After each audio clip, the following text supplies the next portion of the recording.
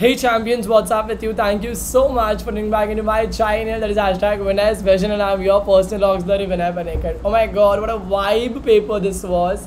Let me just ask you, how was your 40 out of 40 marks wala paper? Because this paper right in front of me is just a piece of cake.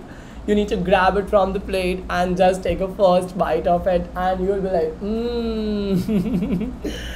And with this, I would say the paper was easy peasy lemon squeezy. मुझे लगता है कि सारे के सारे questions जो इसमें आए थे, थोड़े बहुत डरावने questions भी आए थे फाइनेंशियल प्लानिंग चैप्टर में से या AP के चैप्टर में से, but at the same time इसके जो ऑप्शंस थे वो इतने सिमिलर थे. मतलब मैंने जो आपको इंपॉर्टेंस दिया था टेक्स्ट बुक, अगर आपने उसको भी करके गए होते आराम से तो आपको ये पेपर में 35+ मार्क्स तो आपके किधर नहीं जाने थे.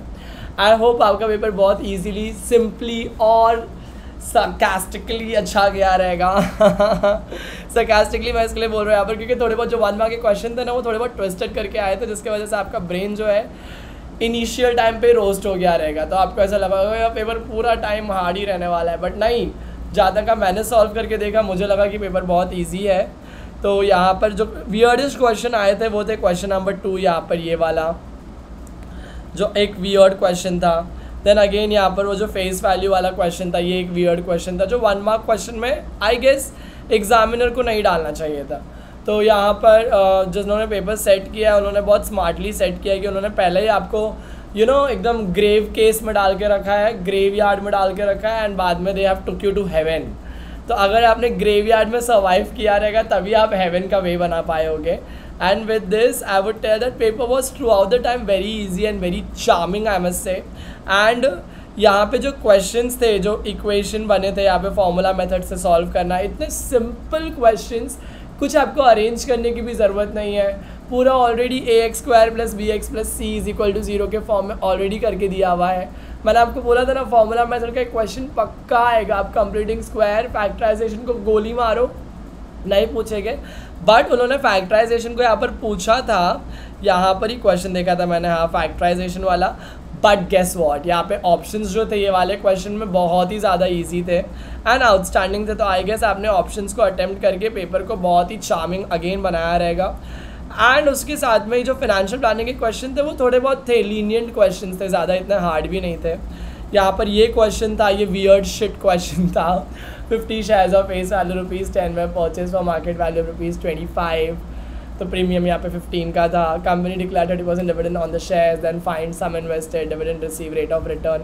आई myself is not so much confident about the brushing up of all this concept, but regarding accepting EXCEPTING financial planning, the paper was completely a crispy one. All right, तो यहाँ पर ये महिला बचत वाला जो दिया था इसमें एक ट्विस्ट ये था कि फरवरी 2020 दिया है, लीप ईयर. अगर आपने 366 डेज़ का SN लिया रहेगा तो आपको राइट आंसर मिलेगा. Again this question I told you guys, bar diagram के क्वेश्चंस को प्लीज़ एक बार रिवाइज कर लेना क्योंकि वही आपको हेल्प करेगा पूरे पेपर में ईजीली आपके पेपर को स्मार्टली ईजी बनाने का. यस और नो, और वही वाला क्वेश्चन आया यहाँ पर. लास्ट जो क्वेश्चन था ये मेरे टाइम का 10th का क्वेश्चन है. जब मैं 10th में था मुझे यही क्वेश्चन सेम टू सेम आया था.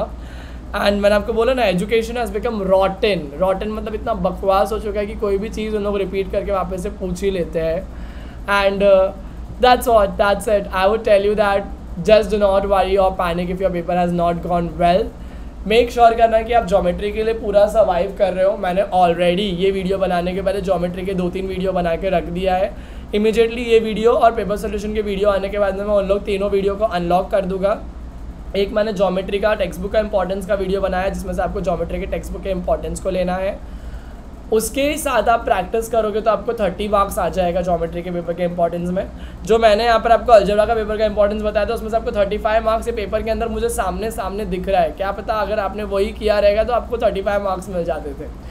एंड आई होप आपको उससे ज़्यादा मिले क्योंकि paper was very easy except the financial planning वाला thing because it was not an easy nut to crack.